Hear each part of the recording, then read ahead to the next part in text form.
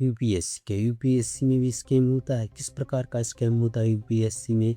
अभी आपने एक राज सामनी का पॉडकास्ट देखा, इसमें एक विशेषज्ञ अमित किल्लोरकर नाम का व्यक्ति आता है और उसमें काफ़ी खुलासे करता है कि यूपीएससी में अगर आपका सिलेक्शन हो गया तो पहले ही दिन से करप्शन होने लगता है। किस प्रकार का करप्शन होता है, उन्होंने कौन कौन सी चीज़ें बताई हैं, बहुत सी चीज़ें उन्होंने उस पॉडकास्ट में बताई हैं।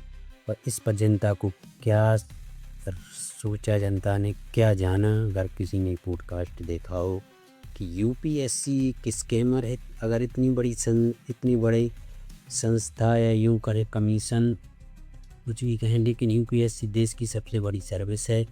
अगर कुछ इस प्रकार के कुछ तथ्य सामने आते तो क्या ही सही है कि तो देश को गर्त की ओर ले जाएंगे और देशवासियों को भविष्य का खतरा बना रहेगा। क्या यूपीएससी जैसे एग्जाम में भी कुछ होता है? क्या गड़बड़ होती है? क्या यूपीएससी ही एक एग्जाम है जिसमें पूरे देश का नेतृत्व करने की क्षमता है? अगर यूपीएससी में इस तरह की गड़बड़ी जो हो रही है और सब लोग अनजान हैं कि अगर इस तथ्य सच हैं तो ये सोचने का विषय है। यूपीएससी, उन्होंने कहा कि अंग्रेज़ों के समय का एक कमीशन अंग्रेज़ों ने देशवासियों पर हुकूमत जमाने के लिए टैक्स वसूलने के लिए यूपीएससी का गठन किया था, जिसमें कई वर्षों से इसमें सुधार चल रहा है, लेकिन इसमें सुधार नहीं हुआ है। तो क्या यूपीएससी एग्जाम या यूँ कहें सर्विस, इसमें जो आईएएस आईपीएस होते हैं, क्या करप्शन करते हैं? किस प्रकार का करप्शन करते हैं और किस लेवल तक है कि इसकी जड़ें कितनी मजबूत है? और यूपीएससी को लेकर उन्होंने काफ़ी कुछ कहा है इस पॉडकास्ट में।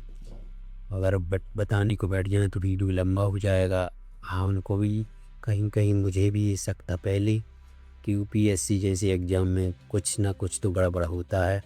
उसके यूपीएससी में वो ये नहीं कह रहे कि उसमें कुछ को नकल वगैरह या कुछ होता है, चीटिंग होती है, वो नहीं। उसके बाद जो विशेष पर पोस्ट पर कि कहते हैं कि पोस्ट अगर आपको चाहिए तो उसमें भी आपको पैसा देना पड़ता है कि इस प्रकार की पोस्ट चाहिए तो किस, और वो अलग पैसा लगता है।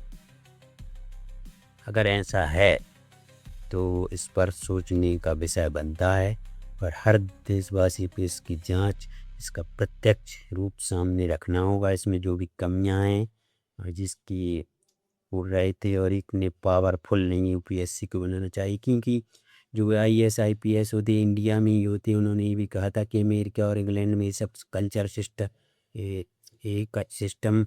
बैन है और बंद हो गया है, तो इंडिया में क्यों अंग्रेज़ों के समय से चल रहा है?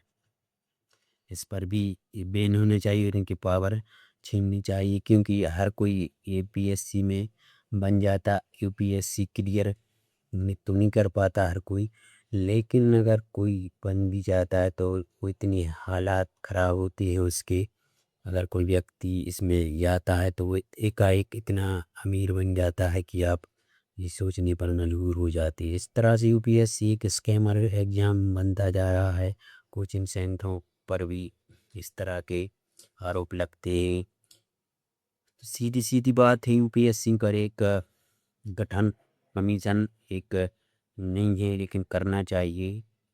उसको भी एक दायरे में रखना चाहिए जिससे आईएएस आईपीएस निकलते हैं और जनता को इससे कुछ लाभ मिले। या ऐसा नहीं कि अंग्रेज़ों के समय से जो उसमें भी जो बात उसमें है वो अब भी बरकरार हैं। उसमें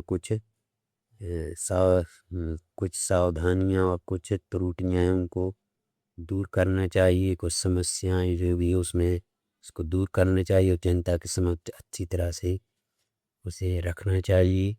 और सभी लोग इस पर अपना विचार कमेंट के द्वारा कर सकते हैं। यूपीएससी में वाकई कुछ होता है गड़बड़ या नहीं।